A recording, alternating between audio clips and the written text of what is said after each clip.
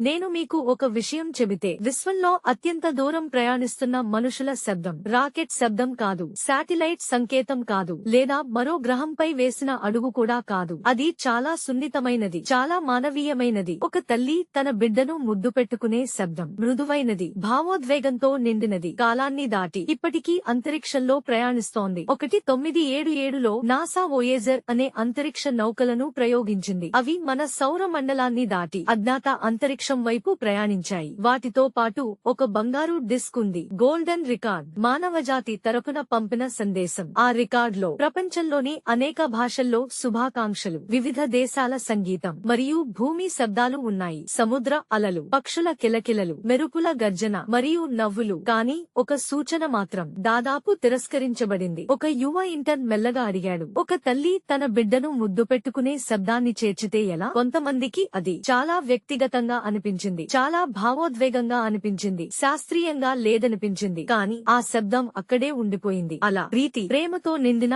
ఆ చిన్న క్షణం అంతరిక్షంలోకి పంపబడింది. ఏళ్ల తర్వాత వోయేజర్ మన సౌర మండలాన్ని దాటి ఆ తల్లి ప్రేమను మనుషుల కన్నా దూరంగా తీసుకెళ్లింది. ఆ శబ్దం ఎవరైనా వినేనా? ఎవరైనా జీవులు దాన్ని కనుగొంటారా అనేది ఎవరికీ తెలియదు. కానీ ఈ అనంతమైన విశ్వంలో ఎక్కడో ఒక తల్లి ముద్దు, మానవత్వం ఎప్పటికీ ప్రయాణిస్తూనే ఉంది. ఒక సాధారణ ప్రేమ మన అడుగుల కన్నా ముందుకు వెళ్ళింది, కాలాన్ని కూడా దాటి వెళ్ళింది. విశ్వానికి మనల్ని పరిచయం చేయాల్సినప్పుడు మేము జ్ఞానమే కాదు, మన హృదయాలను కూడా పంపాము. అదే బహుశా అత్యంత మానవీయమైన విషయం. ఈ వీడియో మీకు నచ్చితే దయచేసి లైక్ చేయండి, షేర్ చేయండి, సబ్స్క్రైబ్ చేయండి. ఇలాంటి మరిన్ని కథల కోసం, మనము ఎవరో మరియు నిజంగా ముఖ్యమైనది ఏమిటో గుర్తుచేసే కథల కోసం.